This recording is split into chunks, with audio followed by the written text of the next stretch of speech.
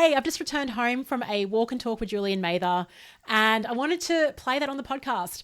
I just have so many great conversations with just terrific people, and I always wish, I want to capture some of that. And the beauty of the show is that I have an excuse to do that. So, hey, if we ever catch up in future, I might hit you up for a little post-conversation debrief, or I might even just ask to hit record in the moment. And you can do that if you don't actually care what people think, which is the premise of today's episode. So here is Julian Mather. You can find him at julianmather.com, and I in Southbank on a beautiful morning in Brisbane, just reflecting on the conversation and walk that we had. We walked over 2 bridges, the Neville Bonner Bridge, and then walked back via the Goodwill Bridge. So it's a nice little 1-hour loop that you can do when you're in Brisbane, through the Botanical Gardens, and yeah, just perfect time to kick off summer in Australia. Enjoy the debrief. Hey, I'm just, we're taking it outside today. I'm with Julian Mather, and I just want to quickly give a bit of context around this walk and talk and why we're even here, having the best chat. And I'm like, Julian, we need to stop right now and hit record. How this happened was I did a poll on LinkedIn around deciding what my podcast name should be, and you've heard the story that I put a poll out. But about 5 seconds after launching that poll, Julian sends me a text message and sends me a really great link to an episode that ended up, I didn't even need the poll. I just needed Julian's text message. So first of all, I want to ask Julian around that. Like, what was it about the poll that made you want to reach out instantly over text, right? So you didn't actually send me a message on LinkedIn. You went direct. I really love that. Tell me about what was going through your mind when you sent that text. So when you see a poll, like yada, yada, yada, it's just more noise online. But I knew I had one little bit of information that could help you. So I reached out directly and kept it very succinct. I just basically said, Leanne, you should go and look at this episode. Is really useful for you right now. That's it. I didn't want anything back in return. I just had something I knew I could help you with.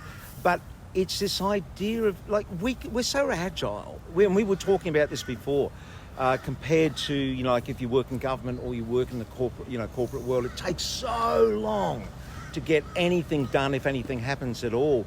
Yet we can effect change in a simple text message. And I was saying another example, somebody put an idea to me and I texted back 3 words: make it happen.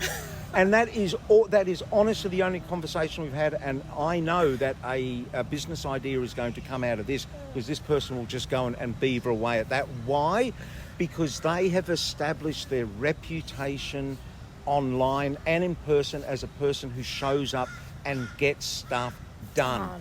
Doesn't work all the time. It doesn't go their way. Another thing we were just talking about was luck. Yes, the dirty secret that nobody talks about. So if you go in to any, like a club with successful businessmen, and they'll be smoking their big cigars, patting their big fat bellies, and you ask them how they got to where they are, they'll say, oh, it was, through merit, through my own, good work and hard work and skills. Give those same people a couple of glasses of wine, ask them the same question, and then they'll tell you how lucky they were as well, that they were in the right place in the right time. But the wash up of that is that if you do something and it goes your way and it's successful, be a little more humble. But more importantly, if it doesn't go your way, stop beating yourself up so bad. Okay, have a little pity party. Have it for a day or 2. We can all entitled to that, but then just drop it and move on, because that's how it works. Yeah. And look, I think you can hear, like, I'm walking away from this walk and talk feeling so inspired. I just feel really good. It's great. And I guess something about what Julian said is, in his text message, it was basically really simple. Hey, just listen to this. It wasn't like, hey, Leanne, and he went on and on. It was, and like, because of Julian's credibility and my trust with Julian, the second he sent that through, I listened to that episode and it's like, right, bang, I've got my answer. And so, and the other thing I want to call out is that response, make it happen. And Julie and I were also talking about, wouldn't it be great if every client we worked with, it was that easy? It's like, you send a proposal and it's like, yeah, let's make it happen. Isn't that the goal, really? To work with clients that are so aligned that you don't need to convince them. You've built up so much trust over the time through your IP or whatever, that there is that confidence just to make it happen. But are you if you're listening to this, are you actually going and sending personal messages to someone? And when I say personal messages, not a long, wafty thing, actually, you can be helpful to someone, and you just send a concise thing and expect nothing back from it. Okay, so do that for 5 years, expecting nothing back from it, and then you watch what happens, because that's your reputation you're building. Because people will be talking, oh yeah, I got this text from Julian Mather. Oh, he sent me something about 3 years ago. That's right. That's reputation. All this other stuff, branding, it's nice, and it's nice packaging, but it's not, reputation is our online currency now. So, be very careful with it. Going back to, because we were joking about like my branding last year, and I went on for a month about how excited I was. What I wanted to, so a lot of us think about scaling, like we want to scale our reputation, scale our impact before we even do the one-to-ones. And I was listening to a really good podcast. I think Nick Gray was on a show called My First Million. And there was sort of two camps. Nick Gray, author of the 2 Hour Cocktail Party, he's like, all those people running businesses haven't even run a lemonade stand, haven't even gone into the trenches and like know how to sell anything. And then the flip side to that was someone saying, oh yeah, start an AI business, scale, you can just start it immediately and scale to 500 websites every day. And Nick's like, just stop. Like, what happened to just getting it right at an individual level and earning your stripes sort of that way? I think so the reason we're here is because Julian sent that text, and then I listened to it, and then for some reason I'm like, oh, let's just go for a walk and talk in the new year. It's like, this is how it happened. I wouldn't have. This is not the first meeting that we've had. It's not where we've sat down. It's not the first DM that we've had, and it's not the first. And generally when we talk, we don't talk for much more than 5, 10, 15 minutes before, because you're off doing stuff in there. But that's built up over a couple of years. Yeah. And again, this just establishes this ground level of trust. And, who knows? I don't know where this is going. Maybe in 5 years you'll come to me and go, Julie, you know what? I reckon this is an idea and we should work on it. Yeah. There I love it. Absolutely. And now one more thing before we end, because these are just short, snappy. I mean, we could go on and on. We've had the best hour. Well, I've had the best hour personally. Something that Julian said today is profound. Like, no one cares. This has been the whole underpinning theme of today, like carelessness. No one actually cares. Can you expand on what we sort of spoke about? We just get hung up in this, everything's got to be perfect. It's like before Leanne started recording what you're listening to now, she said, oh, it's a little bit noisy here, but don't worry, I can get AI to remove the background noise. And I just went, no one cares.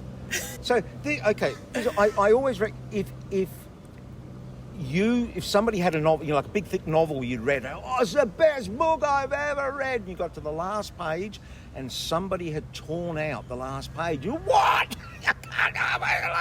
And then you came along and you happened to have the last page, but it was scrunched up in your pocket. It had been burnt, it had been dog-eared, it had oil stains on it or something, and you gave it to them, but they could tease it open and they could just read the words throughout and get the message and know how the book ended.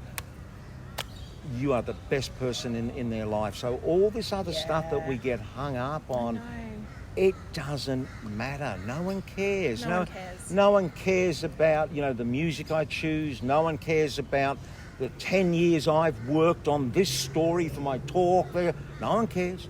No one cares. No. And I think it's both, like I said, to JM, I think JM for me is more suitable for you. Julian's like too long. I'm Australian. I like to talk fast. JM it is. What I shared was like, that's both like kind of annoying that no one cares and kind of dispiriting, discouraging, but it's also super refreshing and liberating is the word. Yeah. It is. Yeah. It's, we say this to each other quite often. Fail quickly, fail quietly, repeat. And that's it. You just jump in and, we're in this luxury time that we live in where there's opportunity and possibility with all the stuff that we can do online. You don't even need money to start. There are so many free apps you can get. It's just like a podcast. You can start a podcast for pretty much free. Just jump on. If it doesn't work, fail quickly, fail quietly, repeat. Just change. And we were talking about this before, how you can just actually keep a podcast going and change the name and the artwork on it. And you can just keep this thing that's building, but it adjusts with you as you're learning and you're growing. And this is something else. This conversation we're having here is very open and honest. But that's because both of us have realised that no one cares. No one cares that we're not perfect, that we're not the expert, that we don't get it right all the time. What they care about is that they trust us enough because we have established that we show up, we deliver what we say we're going to deliver. If we get it wrong, we own up to it. Yep. That's our reputation. Yeah. I love it. So thank you. And if you are listening to this, like even when you were talking, I wanted to give you a high five, and I'm like, no, I don't want that to ruin the audio. But the audio has been like, I love that we've included like the sounds of nature. There's been some stuff going on in the background here. So thanks for a lovely walk and talk today, JM. Let's do it again.